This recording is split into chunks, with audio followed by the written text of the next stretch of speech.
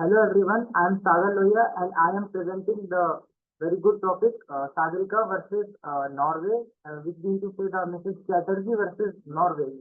You all guys know why I choose this topic because of you all know because of this humor, but why I am presenting this topic is completely different from why I took this topic. So we are the presenter, I Sagar Lohia and my friend Chirag, he will carry after this. The subtitle is the case study. The case study on the international child custody dispute. Now my friend Chirag will carry.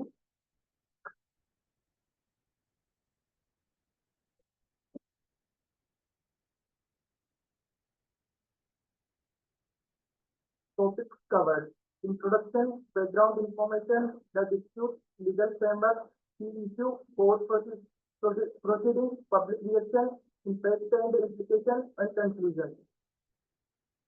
Introduction. It is a legal case that garnered international attention. In May 2011, Norwegian Child Welfare Authority took custody of their two children. The case sparked a significant controversy. Sadika fought a lengthy legal battle to regain the custody of her children. After the diplomatic intervention and negotiations, the children were returned. Brief intro. He married a geophysicist Anurup Bhattacharya. He belongs from Bengal. After marriage, couple settled in Norway. He is graduated woman, complete DSc. Post marriage life. He had to face much trouble from her in-laws. During the investigation, it was also revealed that he was also victim from domestic violence. Despite of such hardships, she managed her family and children. Continue my teammate Sagar Lohia.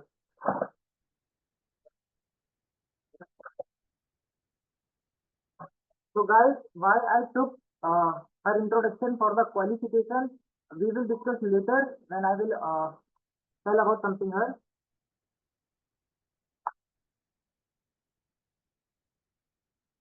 तो the arising for the dispute, तो मैं बताना चाहता हूँ कि ये case कैसे खुला हमारे सामने, इस केस का कारण क्या था। तो सबसे पहले इस केस की शुरुआत हुई थी सन 2007 से 2010 के बीच में। तो according to the report, the couple's first child soon shows the symptoms of the autistic trait. तो ये एक बहुत ही भयंकर बीमारी होती है बच्चों को अधिकतर, जिसमें काफी खर्चा होता है माँ बाप का। और by the time of the birth of their second child, the boy condition worsened and the couple enrolled in the kindergarten. तो बेसिकली जब उस लड़के को ऐसी बीमारी का नॉर्वे अथॉरिटीज को पता चला, तो उन्होंने उनको ऑफर किया कि आप हमारी किंडरगार्टन में ज्वाइन करिए। And by the time of the kindergarten, the Sagarika has to attend a counseling. So during the counseling, Sagarika has been observed as being disorganized, unpunctual, lacking in the structures, and unable to perform the daily routine. Acquisition, उन couples पर क्या आरोप लगा था कि क्यों Norway authorities ने उन कपल्स के बच्चों को लिया। तो first of all, the couples accuse of sharing a bed with their children. Secondly, the hand feeding their children which they considered as a force feeding. Thirdly is the unsound mind and the unstable behavior of the Sagarika, and the corporal punishment when she slapped the children and the domestic violence. I would like to ask a question from all you guys. क्या हम लोगों ने भी ये सब experience किए अपने छोटे में जब हम लोग छोटे थे? Please answer. सबने किया है। So that's the basic thing we have to face in the Indian culture. So all the things, they are very common in India. In 2012, the case made the headlines in the India's or Norway. तो ये case था ना, वो पूरा media में public में आ जाता, और ये केस एक इंटरनेशनल केस बन चुका था। Rather than the fight between the Sagarika and the Norway, it becomes the fight of the India versus Norway. और द नॉर्वे अथॉरिटी उसने एक लाचार माँ पर एक क्या पनिशमेंट दी थी उसको, which is very brutal for the mother. She was allowed to spend only an hour with the once in a 6 months. हर 6 महीने में वो अपने बच्चे से सिर्फ आधे घंटे मिल सकती थी। अनुरूप, जो कि उसका हस्बैंड था, he defended the case by pointing out the upbringing issues because of the cultural difference. जैसा कि मैंने बताया कि हमारे हिंदुस्तान में ये सब चीजें आम है, जैसे कि हाथ से खाना खिलाना, बच्चे को अपने पास खिलाना, उनको गोद में सुलाना, और अगर बच्चे शैतानी करते हैं तो उनको मार भी पड़ती है, जैसे हम लोगों को भी काफी मार पड़ी थी। जो कुछ हाथ में आ जाता था मम्मी पापा के, उसी से ही हम लोगों को मार पड़ती थी। तो this is the common. The greatest worry was that due to the expiration of their visa, they could they would have to compel to return to India without their children. तो उनका वीजा का जो validity थी वो खत्म होने वाली थी, और उन लोगों को फिर इंडिया वापस आना पड़ता अपने बच्चों को लिए बगैर, जो कि एक बहुत ही अनफेयर कंडीशन होती है अपने पेरेंट्स के लिए, कि वो उनके बच्चे दूसरे देश में हैं और वो एक दूसरे देश में हैं। And now the twist come to into picture. Sagarika बहुत ही हेल्पलेस फील कर रही थी एक नए देश में, जहां पर उसको कहीं सपोर्ट नहीं मिल रहा था।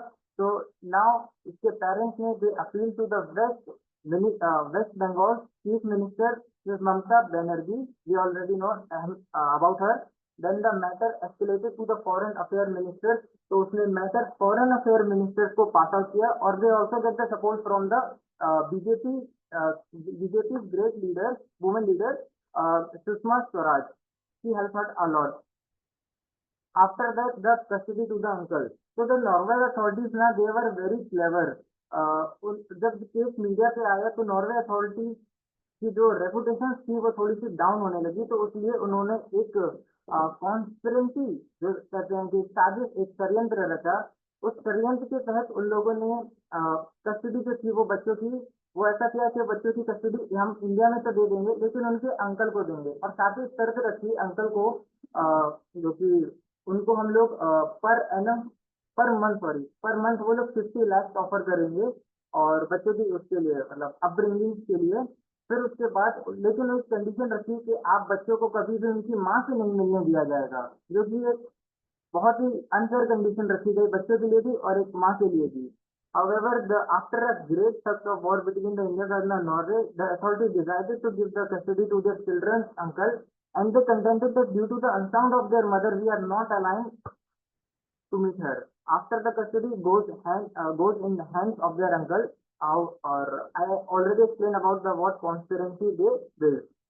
Next Sagarika versus in law. अब बच्चे जो है वो अपने चाचा के पास और अपनी दादी दादा के पास आ चुके हैं इंडिया में, ठीक है। This time the custody battle was against her family, her husband family. तो अब जो सागरिका की बैटल थी वो नॉर्वे से हटकर उसकी इन लॉज के अगेंस्ट हो गई थी। तो now she move to the Calcutta high court. अब उसने कलकत्ता के हाई कोर्ट में अपनी पुकार लगाई, वहां अर्जी लगाई, और कलकत्ता के न्यायाधीश से मांग करी न्याय की।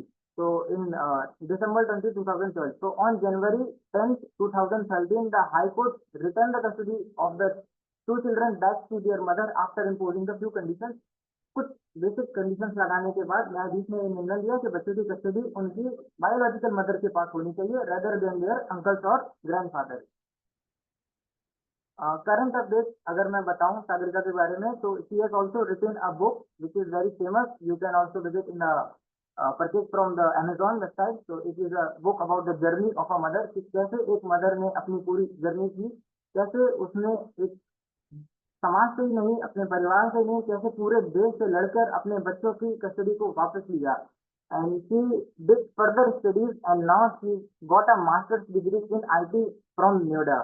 तो उसने उसके बाद भी कस्टडी मिलने के बाद अपने बच्चों की अपब्रिंगिंग के लिए बहुत अच्छा मेहनत करी और मास्टर्स की डिग्री करी नोएडा से। और करंटली वो अभी पुणे में स्टे कर रहे हैं अपने बच्चे के साथ। She has made a statement, और उन्होंने एक बहुत ही हैवी स्टेटमेंट की दी है that she will divorce her husband.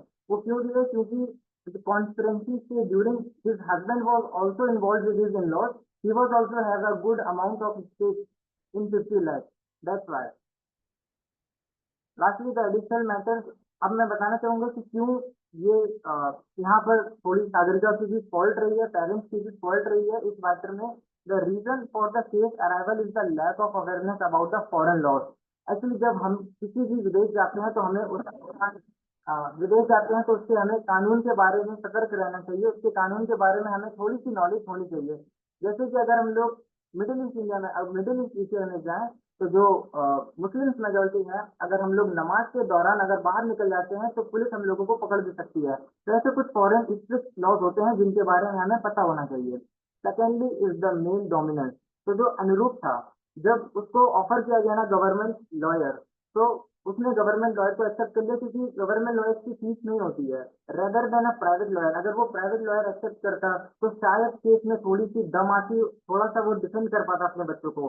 Sagarika was in the favour of the private lawyer, but पैसे, वो कहते हैं ना, पैसे बचाने के लिए, किन्नी चोरी करने के लिए उसके फादर ने अपने बच्चों की परवाह किए बगैर पैसों के लिए ज्यादा चिंता करी। And he was rather concern about his citizenship, क्योंकि केस की वजह से उसकी सिटीजनशिप पे बहुत ज्यादा इम्पैक्ट आया था। However there was a system. अब मैं सिस्टम के बारे में खुलासा करना चाहूंगा, जो कि मुझे मूवी देखने के बाद पता चला था। However there was a system called the welfare agency, under this there are running a business. तो वो लोग एक बिजनेस चला रहे थे, उस बिजनेस के चलते क्या होता था, वो लोग एक मिडिल क्लास फैमिली को लेयर करते थे एक अच्छी सैलरी देने के बाद। उसके बाद जब उनकी पूरी फैमिली वहां पे सेटल होती थी, तो वो कुछ ग्राउंड्स पर, आर्टिफिशियली क्रिएटेड ग्राउंड्स पर बच्चों की कस्टडी ले लेते थे, और फिर बच्चों की कस्टडी लेने के बाद माँ बाप ऐसे हो जाते हैं जैसे एक इंसान बिना रीढ़ की हड्डी के हो जाता है।